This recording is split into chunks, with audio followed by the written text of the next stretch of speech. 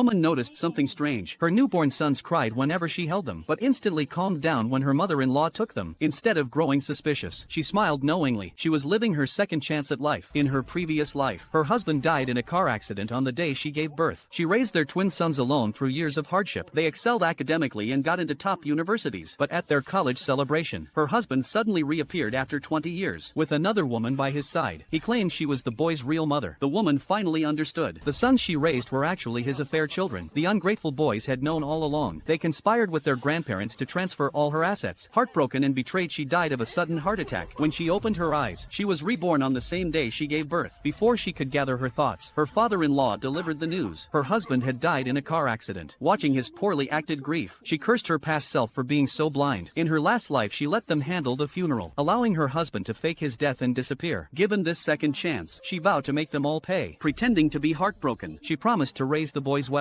Her in-laws thought their plan was working and let their guard down. While they napped, she reached quietly for the two babies. 18 years flew by. Under her careful guidance, the twins got into prestigious universities. She eagerly shared the news with her in-laws, inviting them to the celebration. The next day, the grandparents arrived early, beaming with pride at their accomplished grandsons. As she prepared to seat her sons, her father-in-law stopped her. He said once the boys went abroad, man was gravely injured in an explosion while trying to save his wife and daughter. But during his stay in the hospital, neither his wife nor daughter came to see him even once. Yet he didn't get angry, assuming they were simply too busy. As soon as he was discharged, he rushed home to visit them. Even when his junior apprentice invited him to become chairman of the Shinka group, he firmly declined. When he opened the door, he saw his wife holding her old flame close. Before she could explain, the woman introduced herself, saying she was his wife's college classmate and his old flame, named Chu Hanwon. Only then did the man understand why his wife insisted the daughter carry her surname, and why she was named Chin Siwon. Her daughter's name was chosen to honor her old flame. Seeing the situation was serious, the wife hurried to explain, telling him not to overthink. She said the woman had just returned to the country, had no family in Jiangcheng. She only called her over for company. Meanwhile, he had been gravely injured in the ICU, and she hadn't cared. But the old flame was worried about him being alone. Hearing this, the man felt deeply disappointed in his wife. He said nothing. Instead, he handed the birthday gift he had prepared for his daughter, but she dismissed it as childish compared to the luxury watch her old flame had bought. The old flame mocked him further, claiming he was less capable. Seeing this, the man's last shred of hope for his daughter vanished. He left the gift and went upstairs alone. Then he overheard his daughter wishing that her old flame and mother would marry and become her father. His wife, instead of scolding the daughter, advised her that birthday wishes shouldn't be spoken aloud, or they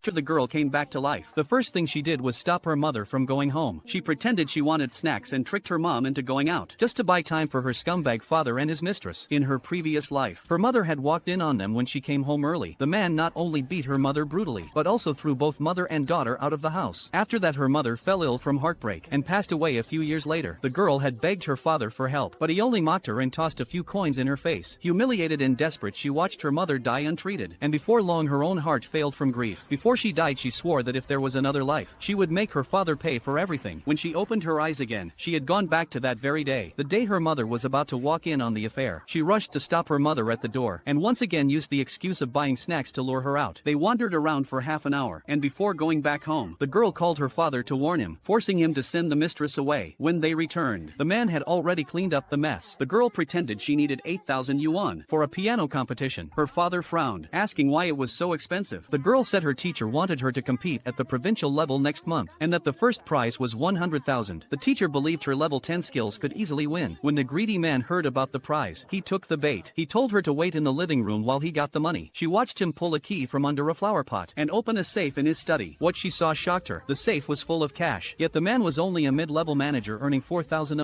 Man went up the mountain for firewood and accidentally found 4 giant snake eggs. He hadn't tasted meat in days, so he rushed home and fired up the wok. But when he cracked the eggs, he saw tiny snakes wriggling in the pan. That sight nearly scared his soul out of his body. He thought he was hallucinating, but he still fried the eggs until the smell filled the whole house, then called his sister and grandpa to try them. Grandpa saw something wrong immediately. When he learned his grandson had cooked snake eggs, he got furious, because everyone in the village knew, you never touch the young on that mountain, or disaster would follow. But the man refused to listen, and that very very night he had nightmare after nightmare. Then found their dog De Huang dead in the yard. Grandpa said the Snake King was punishing them, but the man still refused to believe it. He took his sister up the mountain to bury the dog, but while digging the pit, he suddenly froze. Inside the hole was a blood-soaked snakeskin. His sister jumped in fright, urging him to leave, but he brushed it off, saying she was overreacting. After burying De Huang, they went home. He even crushed the leftover eggshells in a bowl, saying they had great medicinal value. But as he smashed the shells, his sister felt a sharp pain in her stomach. She told him to stop, then fainted, saying her belly hurt terribly. When she woke up, Grandpa blamed the older grandson, saying he angered the Snake King and brought misfortune on them. The man still refused to believe it and argued with Grandpa again. After they both left, the sister still felt unwell. When she lifted her shirt, she saw a huge red mark spreading across her waist, wondering what it was.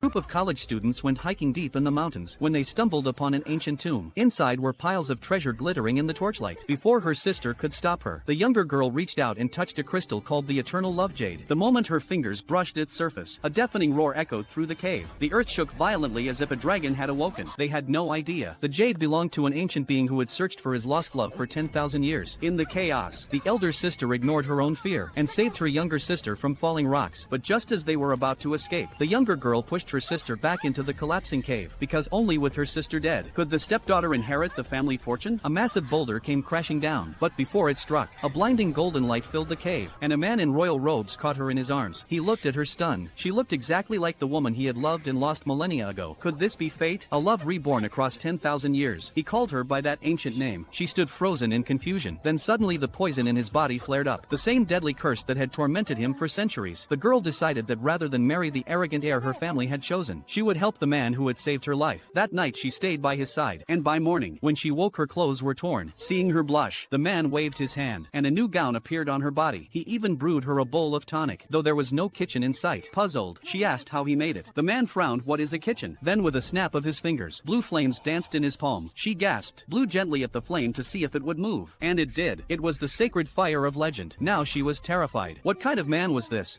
Little boy was shocked to discover that at midnight there was a sudden rapid knocking at the door outside his house. He thought his father, who was out hunting, had come back and tried to open the door, but his sister stopped him because she smelled a bear on the person outside the door. This made her recall the village legend about the man-faced bear. According to the legend, the man-faced bear loves to disguise itself as a person and appears at midnight to peel off human faces and eat hearts and livers, and their father, who had a key, would never knock on the door, so the siblings immediately jammed things against the door to hold it shut. Unbeknownst to them, there was indeed a male man-faced bear knocking outside the door. Just when they did not know what to do, their family dog suddenly made a huge commotion, allowing the siblings to escape. A second later, another knock came from outside, claiming to be their father. The little boy recognized the voice as his father and was about to open the door, but his sister stopped him again because their father had just come home a moment ago, which seemed too much of a coincidence. Growing wary, she asked the person outside what he had promised to bring back from the mountain 2 days ago. The man outside answered that it was mulberries and that he was carrying them in his pocket. Relieved by the correct answer, the siblings cautiously opened the door. Luckily, it was their father, who had returned from hunting a wild boar and nearly scared the siblings faint. They immediately told their father what had happened, and he sensed something was wrong when he noticed a huge bear paw print on their door. There was even bear fur stuck in the door crack. He immediately thought of old Wang next door, whose father and son had gone into the mountain 3 days ago and had not been seen since. The sister suddenly understood her father as concerned, but without solid evidence he could not be certain. To be safe, the next day he took the siblings to their uncle's house because their uncle was the only experienced bear hunter within 100 miles. When they arrived, they found that their family dog had even had its intestines.